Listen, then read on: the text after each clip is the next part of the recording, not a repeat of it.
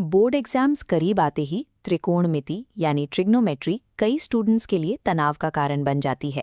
हकीकत ये है कि अक्सर छात्र इसी सेक्शन में सबसे ज़्यादा स्कोरिंग मौके गंवा देते हैं।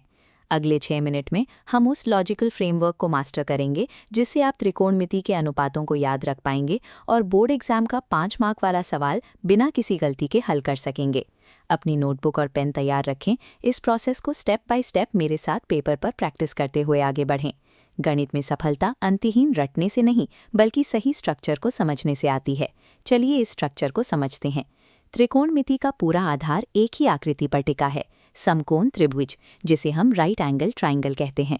इस त्रिभुज की सबसे लंबी भुजा जो 90 डिग्री के कोण के ठीक सामने होती है कर्ण कहलाती है।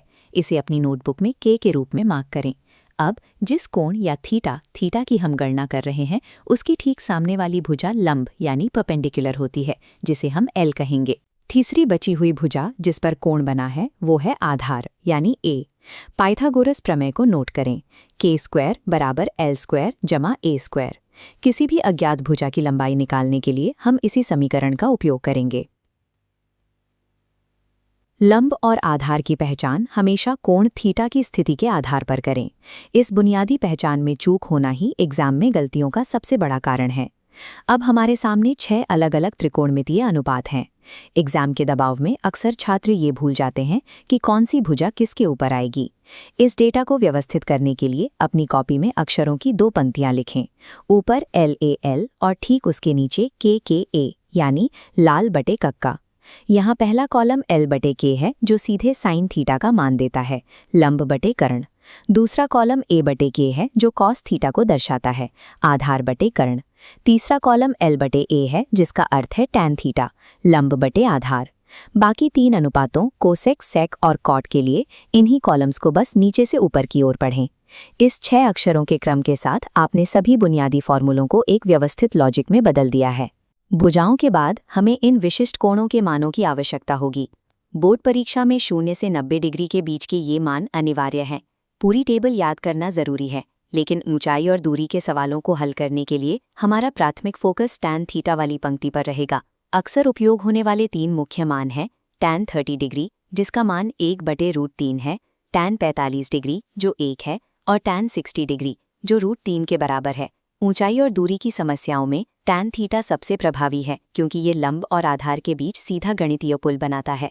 जब हम जमीन से ऊपर किसी ऊंची वस्तु को देखते हैं तो दृष्टि और क्षैतिज रेखा के बीच का कोण उन्नयन कोण कहलाता है। उदाहरण के लिए मान लीजिए एक व्यक्ति टावर के आधार से 100 मीटर दूर खड़ा होकर उसकी चोटी को देख रहा है। इस जानकारी को एक त्रिभुज पर मैप करते हैं। यहाँ आधार A 100 मीटर है और उन्नयन कोण 60 डिग्री। हमारा लक्ष्य टावर की ऊंचाई पता करना है, जिसका अर्थ है हमें लंब L की गणना करनी है। चूंकि हमारे पास आधार है और हमें लंब ज्ञात करना है, हम LAL बटे KKA फ्रेमवर्क के अनुसार टैन थीटा का उपयोग करेंगे। टैन 60 डिग्री बराबर लंब बटे 100 मान रखने पर √3 बराबर L बटे 100, जिससे टावर की ऊंचाई 100√3 मीटर निकल कर आती है। ये 5 अंकों वाला प्रश्न केवल एक सही त्रिभुज बनाने और सही अनुपात का चयन करने की प्रक्रिया है। आपने अभी सीखा कि कैसे लॉजिक का उपयोग करके बोर्ड स्तर की समस्याओं को स्टेप बाय स्टेप हल किया जाता है। ऊपर से नीचे की ओर देखने पर अवनमन कोण बनता है, लेकिन इसे हल करने के लिए भी यही गणितीय सिद्धांत लागू होते हैं।